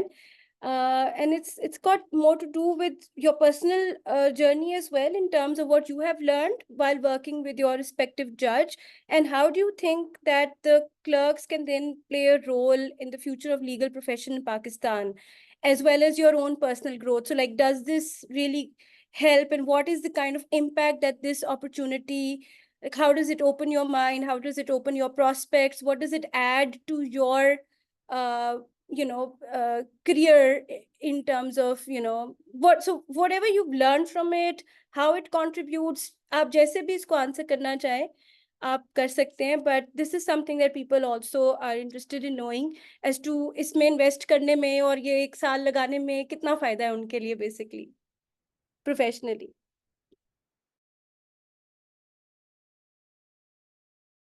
Bilkis, I why think- don't you go ahead? Yeah, I was going to do that. So regarding I think the utility of the experience, I think it's a great experience for a lawyer. But to be honest, the experience varies from person to person. So it's not like everyone will have a great experience. So there are some law clerks which have had like bad, I would not say bad experience, but somewhat experiences which sort of did not match their expectations. But overall for most of the law clerks, I think थोड़ा सा glamorize भी किया जाता है law clerkship को, तो मैं इसको as honesty answer करूँगी. Experience इस sense में सबसे पहले मेरा ख्याल तो ये है कि मैंने जो चीज़ सीखी है 1 साल में, वो एक चीज़ ये कि फर्स्ट जब आप इंटरव्यू में जाते हैं तब आप एक 2 सुप्रीम कोर्ट के जजेस के साथ normally like I was the like generally हम अपनी पब्लिक जो इंटरेक्शंस होती हैं उसमें you do not expect to meet supreme court जजेस, and specially for an aspiring lawyer या कोई लॉ स्टूडेंट, उसके लिए एक बहुत बड़ी बात होती है सुप्रीम कोर्ट के जज. तो आपका जो कॉन्फिडेंस बिल्डअप होता है like over the time, over the months, जब आप प्रोसीडिंग्स अटेंड करते हैं, जिस तरह उमर ने एम्फेसाइज किया कि कोर्ट प्रोसीडिंग्स अटेंड करें. कोर्ट प्रोसीडिंग्स में इवन दो अगर आप देखें कुछ लॉ क्लर्क्स होते हैं कि जो शुरू में 2 महीने अटेंड करेंगे उसके बाद नहीं, but the thing is you learn so much from those interactions and how for example जज किस तरह, हर एक जज का अपना तरीका ऑफ प्रिजाइडिंग द बेंच, तो हर जज अपने तरीके से बेंच प्रिजाइड करेगा. लॉयर्स मुख्तलिफ आते हैं, जब लॉयर्स आपके सामने इतने सीनियर वकील आते हैं और वो प्रेजेंट कर रहे होते हैं अपने आर्ग्यूमेंट्स, आप उनसे इतना ज़्यादा सीखते हो, so that when you go back to your profession तो आपको पता होता है कि दिस इज समथिंग व्हिच जजेस डोंट लाइक और दिस इज समथिंग व्हिच जजेस like as well. So the exposure, I think it's great, and also the confidence because you're working daily with the Supreme Court judge. तो आपको जब आप एक someone like working with Supreme Judiciary, तो जो आपका confidence build up होता है interacting with senior lawyers, with judiciary and all of them, तो वो उसके बाद I think it prepares you better so that when you leave the clerkship, you are able to talk about for example जो आपने 1 साल में सारी supreme court में जजमेंट्स हुई हैं, उन केसेस हुए हैं उनसे रिलेटेड, और जो सारा एक माहौल था या हम लोग डिस्कस करते रहते हैं, न्यूज़ में हर टाइम आ रहा होता है, बट एक्चुअली यू नो कि व्हाट्स हैपनिंग लाइक इनसाइड के अंदर क्या हो रहा है, और प्रॉपरली जिस तरह एक तरह से हम देखते हैं मीडिया में एक मुख्तलिफ चीज़ें की जाती हैं, और पहले हम लोग होता था कि हम लोग सोचते हैं शायद ऐसे ही होता है, लेकिन जब हम to be on the other side, to be on the side of the judiciary, तब आपको पता चलता है कि things actually happen somewhat differently than what you expect generally as a public. So I think these are some of the things that you learn as a law clerk, and I think Umar or Hareem, because all of us have had different experience, they can also add on to the things they learned as well. I think Bilkis mentioned some really great points, because when I like first joined the law clerkship program, I didn't really, and this is something that we also talk about a lot, कि like मुझे इतना पता नहीं था जजेस का कि like you know like कौन है ये और क्या, like इतना मुझे उस तरह से आइडिया नहीं था. But now being on the other side, you know, like I can easily talk about, you know, oh, you know, I know how this judge thinks, or like, you know, the kind of jurisprudence that this judge is developing. And also, you know, also there are like these small things that you also learn. So for example, at the end of the day, you know, the Supreme Court is a public office, right? And you're working in a government institution, and you know, you learn how to talk to people in a certain way, like you know, you're around your staff a lot, and you learn कि अच्छा, you know, इस तरह बात करनी है लोगों से, or like you know, इस तरह interact करना है. There's also it's also very, like for me personally, I think what I really enjoyed during my time, and that's also why I called it an adventure, because it was an adventure. Because shuru mein, I would come and I would be like, oh, we're working on some judgment, and I'm like, I पहले मैं होता था कि अच्छा मैं अपने जज से किस तरह बात करूँ कि I want to offer a different perspective on this thing that you're working on. And then शुरू में I hesitate a lot, but then as I उनकी मुझे mindset समझ आया, उनका think कैसे वो सोचते हैं मुझे समझ आया, and I started speaking up more, and I'd be like, I'd offer my own perspectives, and it was very surprising to me how much I understood that he actually did value the opinions that I had to give. And अब I'm at a point where I know कि अगर मेरा कोई opinion उनसे differ करेगा, I can just go up to him, I can tell him कि this is what I think, and maybe this is something that you can look into, and he'd actually be very receptive towards that. And that made me feel like, oh, the work that I'm doing has an impact beyond just myself, and it has an impact that is very important. And that made me feel like the work that I'm doing it has value. So yeah, in that way, it also has a lot of importance. So basically, people who have an inclination to join the judiciary or sit for their judicial examinations, or maybe find a career in judiciary, you would recommend this to them as well, this experience. Yeah, absolutely, absolutely. Because like at the end of the day, you're working with judges, you understand that, and one thing that you really get to know is that a lot of judgments and a lot of things that are coming out of the Supreme Court, how informed those opinions are of like जो judges के अपने like their own life experiences, how much their life experiences, or like how their life has progressed also informs their judgments. And that's also that's also why we talk about the gender perspective so much, right? Okay, like we need more women in the judiciary, because the experiences that women go through differ so much from what men go through, and that really reflects in the judgments that are coming from judges who are women. So yeah, for sure, like if you're into going to the judiciary, it's the perfect experience. Thank you so much. With that, I think we've already come to the we've gone over time, so I'm gonna have to close the session now. But before that, I have some fun questions that I want to ask all of you of each other. And these are just fun questions just to kind of understand things better and to leave on a happy note, because the stress of writing this application I can see is immense. So I'm going to ask which one of you is, and then give you a statement, and you guys have to decide who fits that description the best. So the first one is, which one of you is most likely to be the first in the office?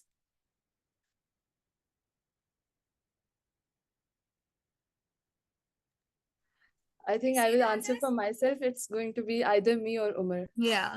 I think it'll be the two of them, because their Yeah. judges require them to report early in the Okay, morning. great.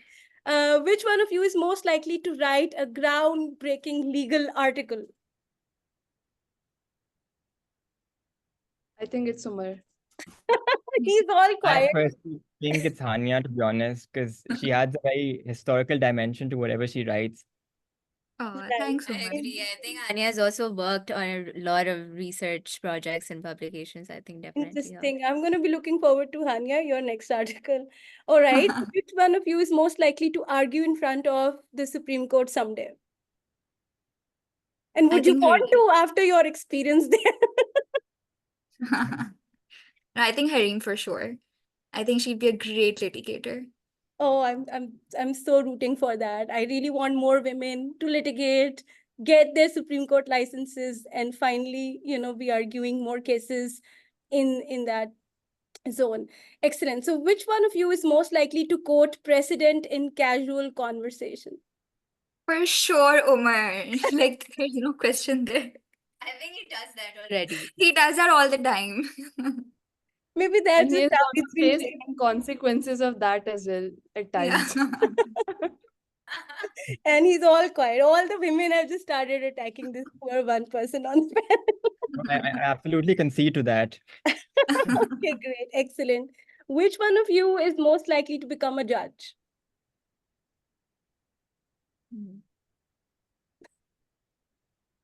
I think that's an answer itself. Yeah, I feel like The the The silence silence. is like a Yeah. very good answer. Interesting. Okay, most likely to be a go-to for legal research. Which one of you? So who's best at legal research?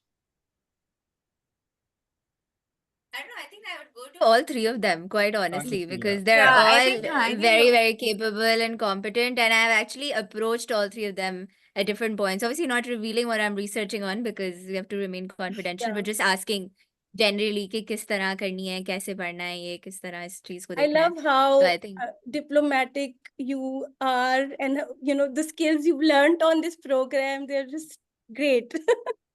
Okay, how many we're of you? trying to portray that. Okay, which one of you is most likely to navigate Supreme Court procedures effortlessly? I personally think it's Bilkis. think I can navigate the Supreme Court building effortlessly, but the procedure. That's also a skill. Do they have washrooms now? Yeah, they do. Oh, fine. Great. But yeah, Excellent. So the last one, which one of you is most likely to know every justice's jurisprudence? probably Umar. I think. probably Umar. Yeah, the way he knows all the precedents, obviously he is the one knowing every judge's jurisprudence. No, as not well. at all. I think there's so much to learn at this point as well. Right. Thank you so much for that fun round. Just parting piece of advice, if any one of you wants to say any final words to those who are applying, the floor is yours. If I may, I don't know if there are parting words of advice. I don't know if they'll be that profound, but I think we have really focused throughout, I think, this session and other sessions on like, okay, you need your answer to be perfect. We're trying to tell you, different ways in which you can make it as competent as possible and competitive. Your application is competitive as possible. But I think one thing that we want to do with this program is to make it, as accessible to as many people as possible, and I think that's why all of us have been trying to do these kind of sessions. And we're also very grateful to you for arranging these kind of sessions, is because I think we realized over time, like when we would have discussions amongst ourselves, कि लोगों को इस program के बारे में इतनी knowledge नहीं है, और ये इतनी अच्छी opportunity है कि अगर ज़्यादा से ज़्यादा लोगों को इस बारे में पता हो और वो उस चीज़ पे काम करें, और अगर उनको यहाँ आने का मौका मिले, तो वो genuinely, which is why I'll go back to the first word that I use, life changing, because it can truly be life changing, in terms of आप अपना क्या career path लेते हो, आपकी trajectory किस तरह की होती है, how confident you become in yourself, as a legal professional and as a person as well, So, and for example, even like you can see in this panel, but as well as our entire, all the law clerks combined, they've come from very different areas and very different backgrounds and very, very different upbringings, very, very different circumstances. और मैंने हर एक को इतना अच्छा grow होते हुए देखा है in this journey, and I've truly seen them become the best version of themselves, तो मतलब don't think in के looking at the application कि नहीं ये तो मुझसे हो ही नहीं सकता, या फिर ये तो because these are some questions that we would get कि are only people from a certain institution considered, are only people with certain kind of English speaking background considered, are people with international degrees considered. There is no such criteria, and I wish that जैसे application process complete होता है, that truth will manifest itself.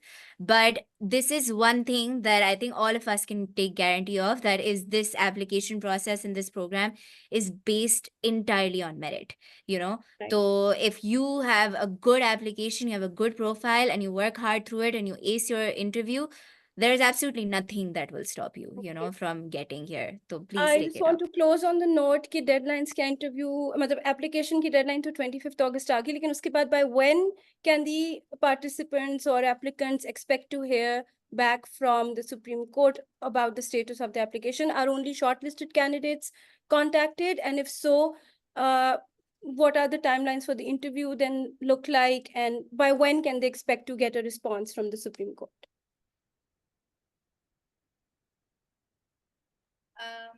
Yes, so August 25 is the applications deadline. I can't give a very specific answer as to exactly 2 week mein or 2.5 weeks mein, because that is because obviously these are judges who are also, judging, like who are judging these applications. So they will, it will be according to their busy people, so when they can find that time. But hopefully like in 2-3 weeks. So the first part is कि 2-3 weeks में आपके shortlist हो जाते हैं, which is just based on your applications, and that is you will be reached out personally as well, और Supreme Court की website पे भी वो shortlisted candidates का document upload होता है. So you can tell from that, and then before October you will also most likely have your interviews, so that you can, then the final list can be uploaded and then people can start moving. Right. So it should be done within the month of September, all of this. Right. Thank you so much to each one of you individually. I'm grateful again to all the participants also for taking the time out, for attending this conversation, for sending such insightful questions. All further follow-up questions will be addressed subsequently, and I'm sure there are other sessions to look forward to. If you want to give a shout out for any of those sessions that you guys are taking in the coming week or so, and you want people to know about it, you can, talk about that also. Otherwise, we will be uploading all the material in written document form as well for people to have answers to their frequently asked questions. Is there any upcoming session that you want to mention, or should we say bye-bye? There's a session on Sunday that is taking place on Sunday 7 p.m. the coming Sunday. So and I think this is done by University College Lahore. So I'll share the link with you, Nida, so you can like circulate Sure. for the general audience. And just one small thing that again I'd like to reiterate what Hareem said initially when we started this conversation, that take this opportunity to fill in the application and work on that, just like the first assignment your respective judge has given, right? When you think about from that perspective, you will definitely give your best because you don't want to disappoint your first boss in the Supreme Court, right? And good luck to everyone who's applying, and we hope to see you all in the Supreme Court very soon. Thank you so much. Khuda Hafiz.